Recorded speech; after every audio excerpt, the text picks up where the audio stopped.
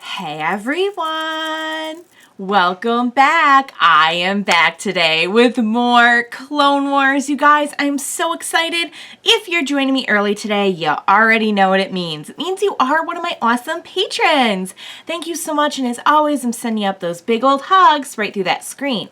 And if not, still thank you for joining me today. I'm glad you're here. I do hope you'll consider supporting me that way. The link to my Patreon is going to be in the description down below. So I really enjoyed the last arc on Clone Wars. I guess we were just kind of dropped into the middle of it. But after the first couple minutes, it was all fine. Like I was following it just fine. And it was a lot of fun. We had kind of sort of almost like a team up with Dooku. I mean, at one point they were literally like tied together. So there was like no getting around it. They had to work together just for each one's own survival. But one thing I did find interesting is that they kind of outlined the Jedi Code here. It was interesting to have a few episodes back, the episode with Kit Fisto and his Padawan, where we kind of get this idea, this concept of, when it comes to war, even Jedi are going to have to like change and shift into war mode, and kind of like what ideals, what kind of rules are we going to have to sacrifice in order to make it in this war.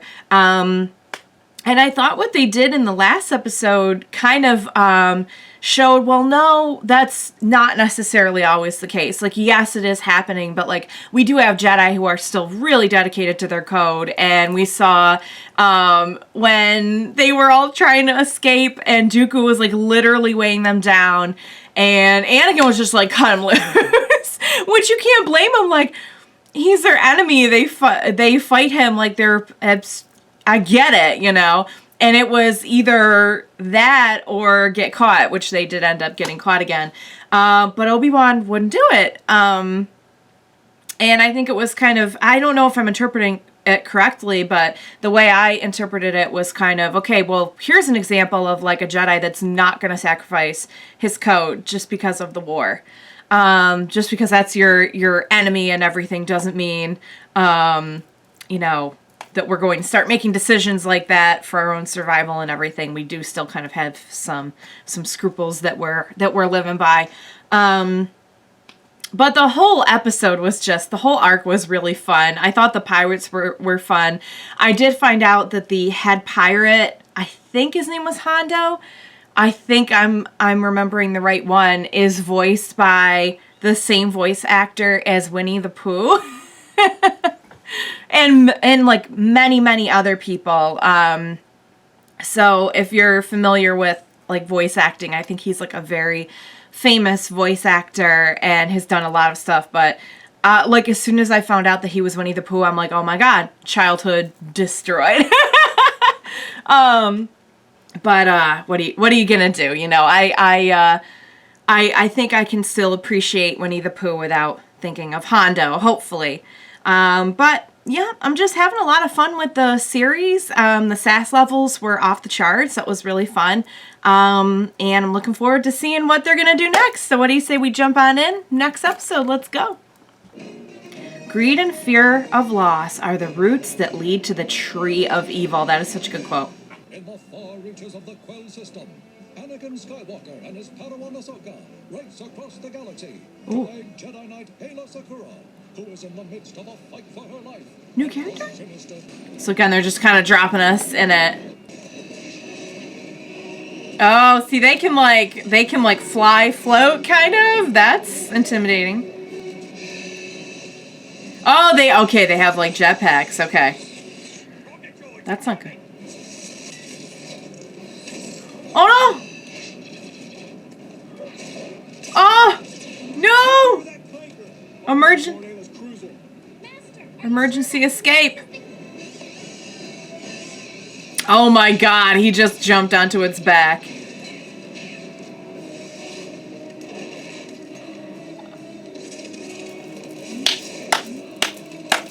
Expertly done. Destroy that cruiser. But sir, there are still hundreds of droids on board. I don't care. Roger. Oh. Oh! Wow. That head droid's kind of ruthless. It kind of makes you question, like, if the droids care about, like, other droids, like, how sentient really are they? Hold it. And he's like, nah, not today. Oh! Oh! It's too late. Oh, no, Anakin, what are you doing? What are you doing, Anakin? Oh, no! He's gotta be alright, right? Like, we know he's okay. Ahsoka, we have to leave now.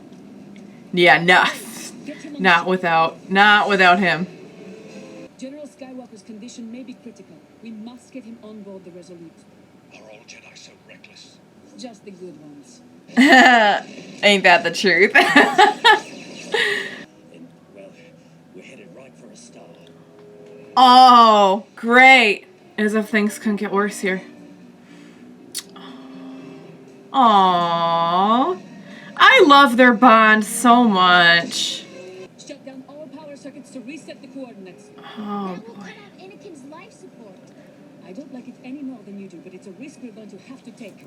Things just keep getting worse and worse. The power back on! What are you waiting for? Oh, they can't. They can't reach it. Hurry! Somebody use the force. There we go.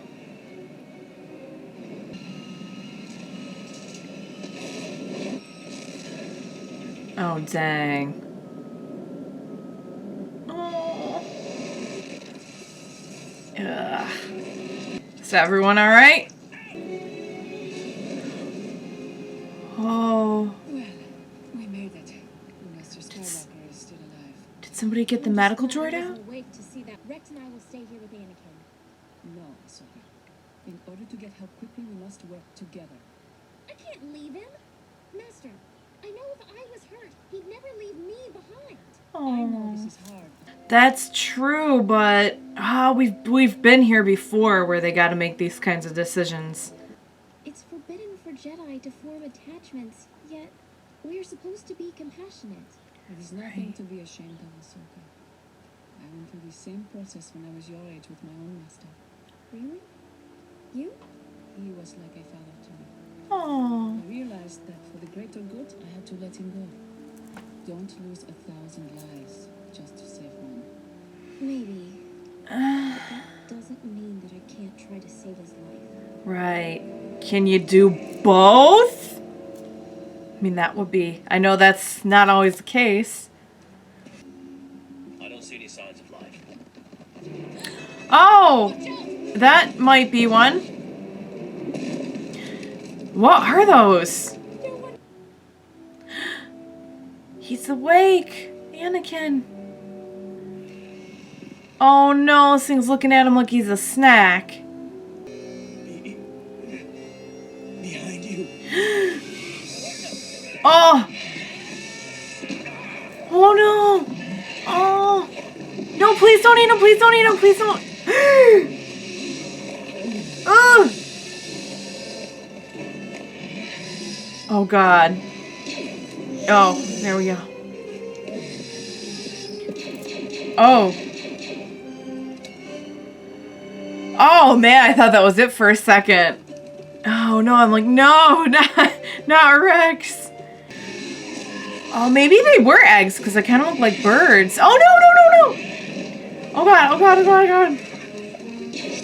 Is he alive? Cameron's dead.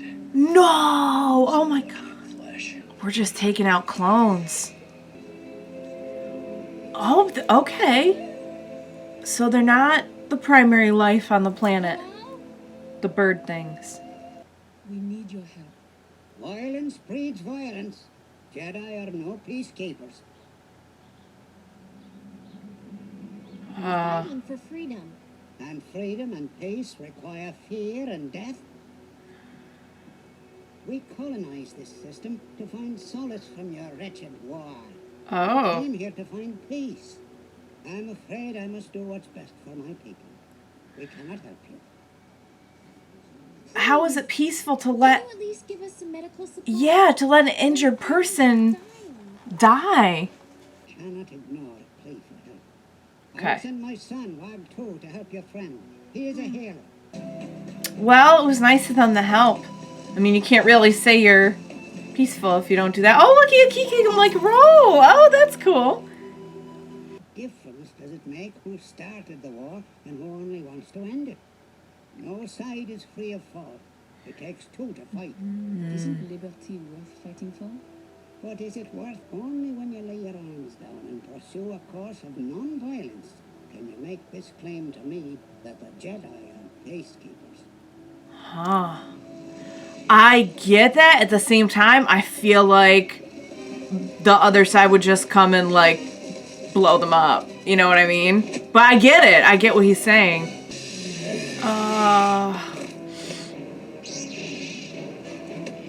Please, no one get eaten.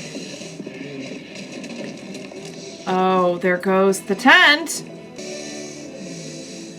So you can restrain them without hurting them. Good to see you, Snips. Oh. This is Wag 2. He's a healer. He can make you well again. Don't you worry.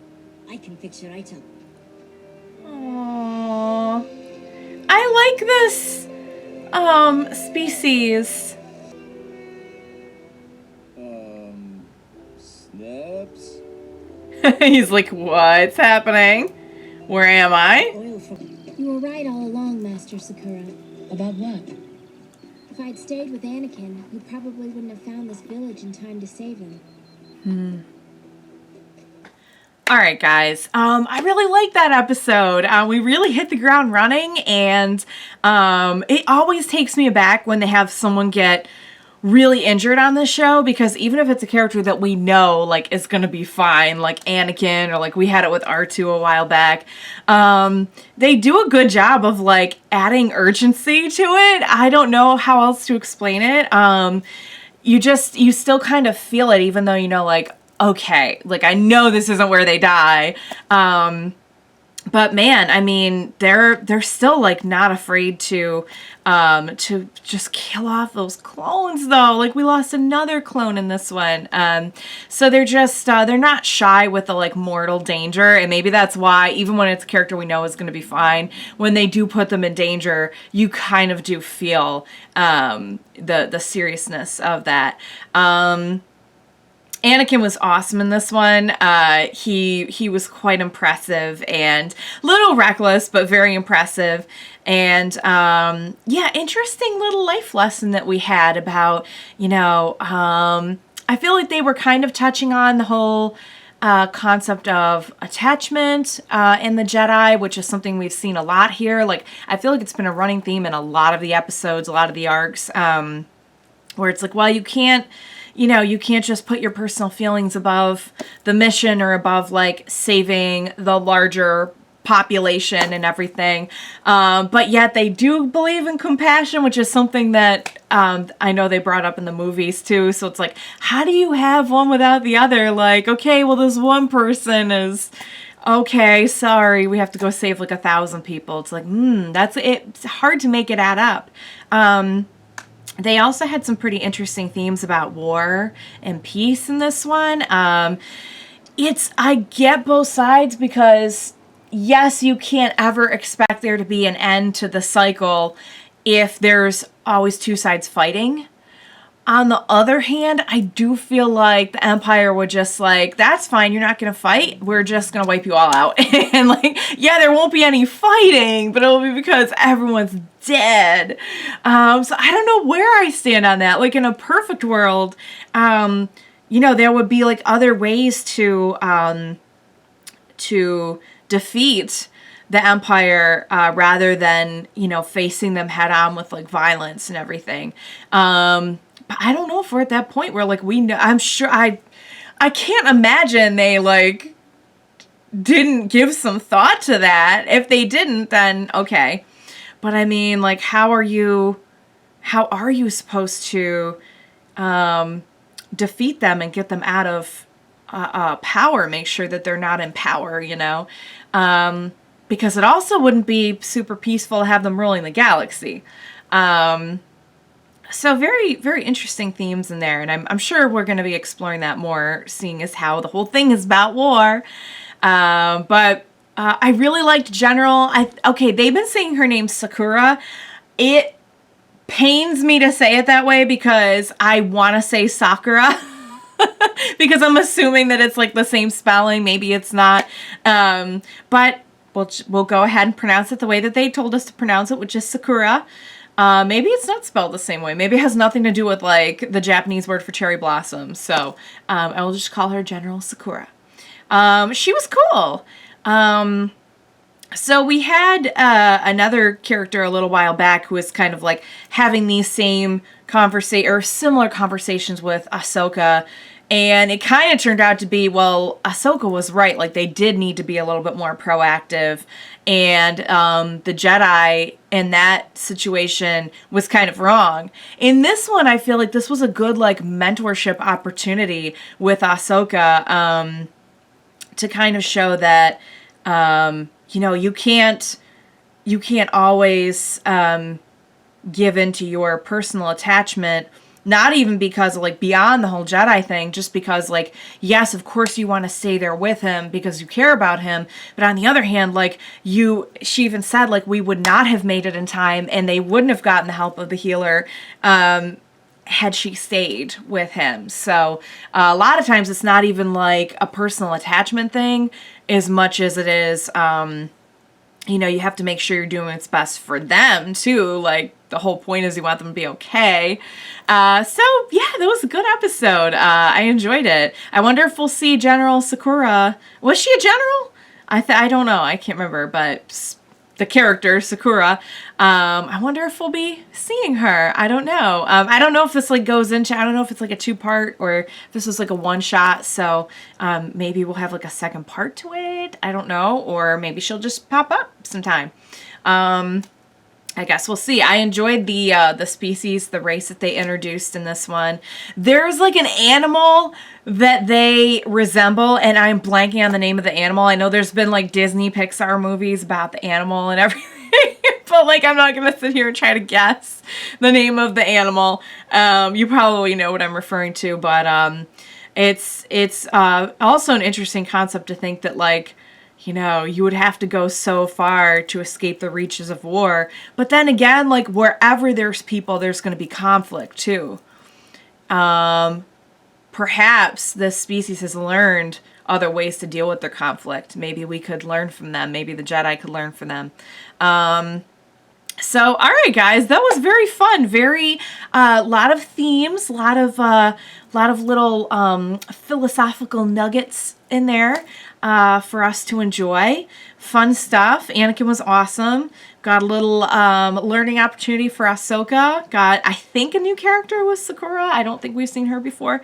So, yeah, I'll look forward to seeing what's next, you guys. I had fun with that. I hope you enjoyed watching it along with me. Thank you so much for joining me today. Please be sure to join me next time, and we will watch it together. Bye for now, guys.